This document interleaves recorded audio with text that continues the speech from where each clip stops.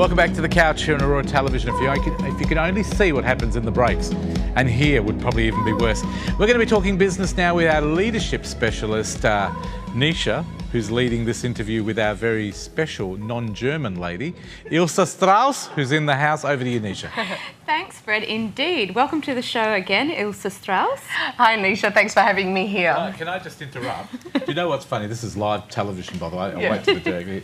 Isn't it funny how we talk about branding and we've branded you as a German person for the last 2 years? That's weird. I know, totally. So we're stuck with it. It's stuck. Sorry, back to you. It's stuck. That's right. Thanks, Fred. So, Ilse, being a leadership specialist, you do a lot of work in the area with leaders and companies. Yeah. Tell us a little bit about that work that you do. Yeah, absolutely. So what it's about is helping business leaders understand where it is their business needs to go and help them put in place not just some strategies, but also steps for themselves as leaders to be able to cope with the demands that are on them to be able to achieve their big goals for their companies. Fantastic, because it is a lot about the leader and how they implement strategies, but also the human side, isn't it? Exactly, exactly. So we can't forget about the fact that there is this person sitting behind this business that is responsible for driving it forward, responsible for the people in the business, and responsible for achieving goals and helping others achieve that as well.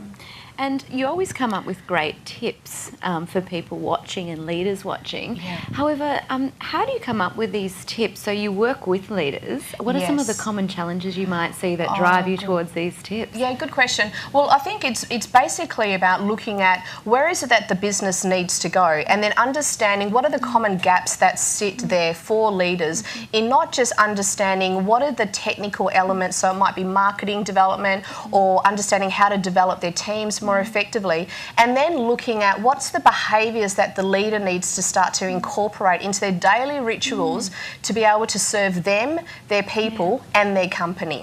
That's fantastic, because behaviour is a huge component, isn't it, driving the actual action? Absolutely. So what we want to do is just look at some tips today for how they can really understand how to drive their own behaviours and operate at the best possible performance for themselves to serve the interests of the company. Well, I hope all the leaders out there are watching. Should we start going through the tips? Let's do that. Okay, Let's fantastic. Do that. So number one is looking at what are the top 3 goals for your company.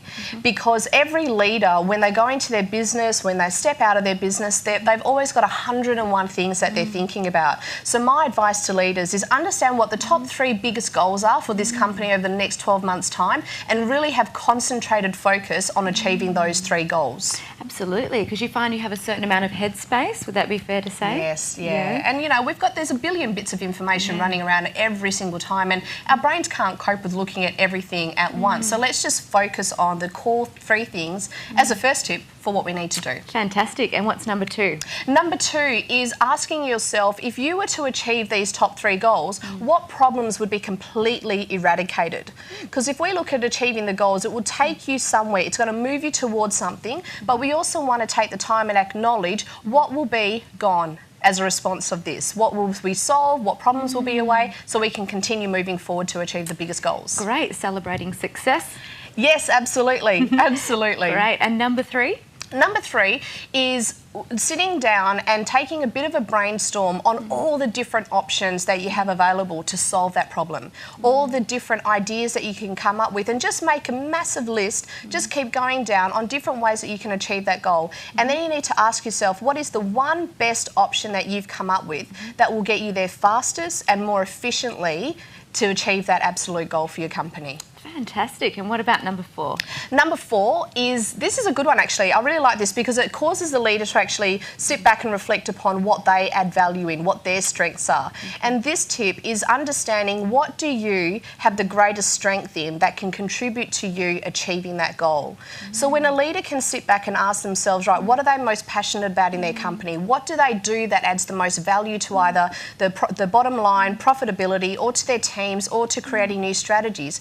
When you understand that, you can understand how you as the leader can best serve this business. That's probably one of the most difficult, isn't it? It is one of the most difficult because, again, like we were just talking about before, because there's all this information running around our minds constantly, to sit back and just go, well, where can I add the most value? You have to be in a space of, reflection, self-awareness to be able to come up with that.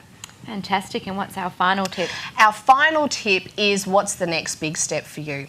What is the next big step that you must take to achieve this goal? So once you've looked at these tips, and you can even create this as a little strategy for yourself to move forward and to create progress, you ask yourself, what is the next big action step that you as a leader must take to be able to achieve this goal successfully?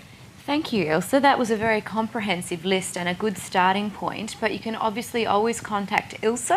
But before we go, Ilse, there is a book that you have recently published. Tell us a bit about the book. The book is called Brands Don't Grow on Trees, and it's about leadership culture, understanding what is it that this organisation is here to do, and how do we create the culture to be able to serve this on a consistent basis. And this book's available on, we can actually get a link to thecouch.com. And people can go and have a look at that book and really grab it and understand some of the principles in there to help them achieve their goals. Okay, perfect. What we'll do now is, because I could talk to you all day, it's just so interesting. I'm sure leaders are out there going, gosh, I want to know more. So to find out more, do go to thecouch.com.au. There will be a link there to Ilse's segment, and all the information to contact her will be on there. Thank you for joining us, and we look forward to seeing you again soon. Thanks, Nisha. Thanks for having me. Pleasure. Back to you for now, Fred. Thank you, Nisha. Thank you, Ilse. Ilse, how much is the book? The book is $19.95. $19.95, the best investment you'll make in your business. Yeah. It's a very small investment. Worthwhile. Thank you very much. We'll talk business some more next time.